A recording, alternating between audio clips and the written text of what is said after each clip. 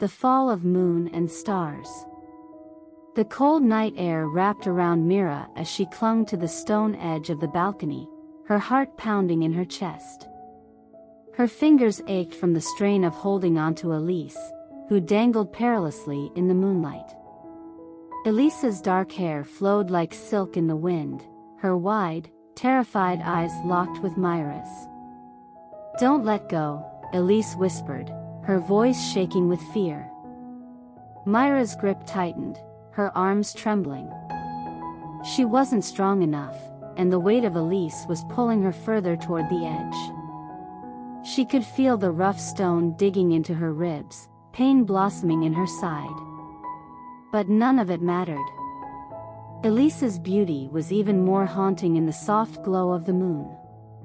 Tears that weren't her own fell onto her cheeks, cascading down, disappearing into the night. Mira choked back a sob as Elise slipped further, her fingers sliding from Myra's sweaty grasp. "I won't let you fall," Mira gasped, her voice desperate and raw. Her hands were slick with sweat and tears, but she swore to herself she would hold on. Elise's skirts billowed like dark autumn leaves, caught in the evening breeze. Elise's mouth curled into a weak, trembling smile, though her face was pale with fear. "Mira. I love why." Her words were cut short as her hands slipped, her body lurching downward. Mira screamed, her own body tipping dangerously forward, her legs scraping against the rough stone wall. She held on to the edge, fingers clawing for any leverage, but gravity pulled Elise away from her. Mira watched in horror as Elise fell, her body spinning in the air, like a leaf swept from a tree, before she disappeared into the darkness below. The scream stuck in Myra's throat as she scrambled to pull herself back into the safety of Elise's bedroom, her arms burning with the effort. She tumbled onto the floor, gasping, the soft carpet beneath her a painful contrast to the chaos she had just endured. But none of it felt real. The pain in her side, the cuts on her hands, they were nothing compared to the emptiness clawing at her heart. She forced herself up, stumbling toward the window once more, peering over the edge. Far below, in the soft grass of the garden, Elise lay still.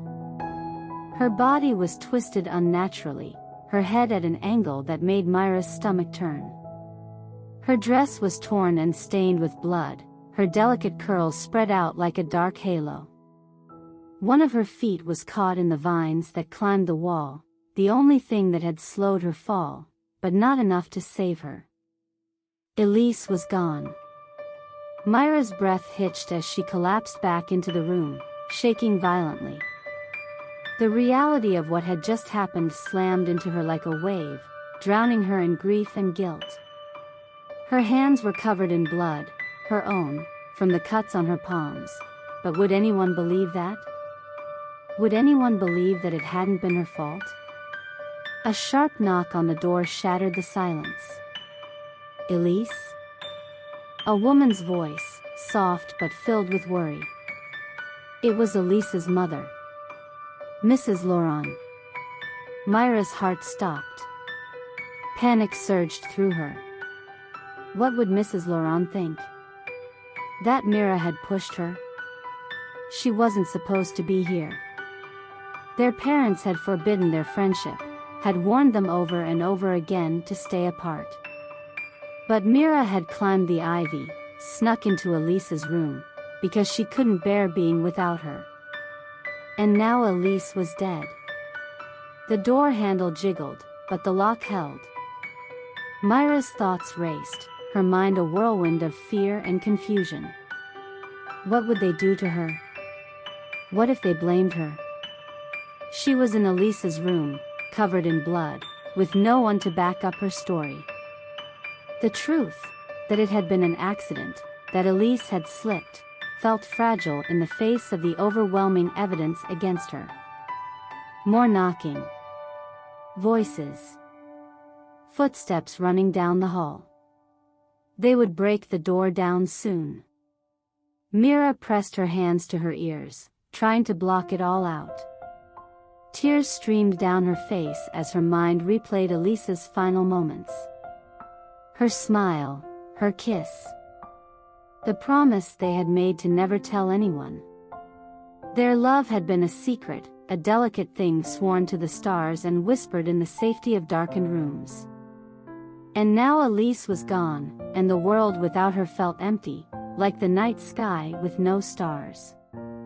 What was the point without Elise? A heavy slam against the door made Mira jump.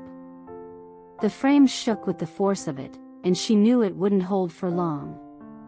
She could hear Mr. Lawrence's voice, deep and frantic, shouting Elise's name. Mira wiped her tears and looked at the window.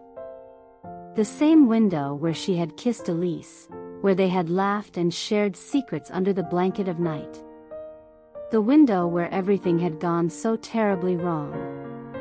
Another slam, and the doorframe cracked. Myra's decision was made.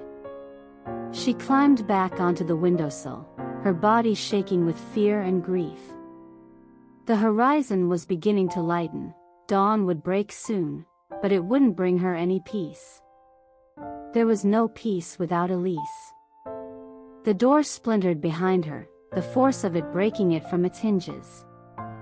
But Mira didn't turn around. She took one last breath, one last thought of Elise, her soft lips, her gentle touch. Then she pushed herself off the edge, into the waiting darkness below. And like autumn leaves, she fell.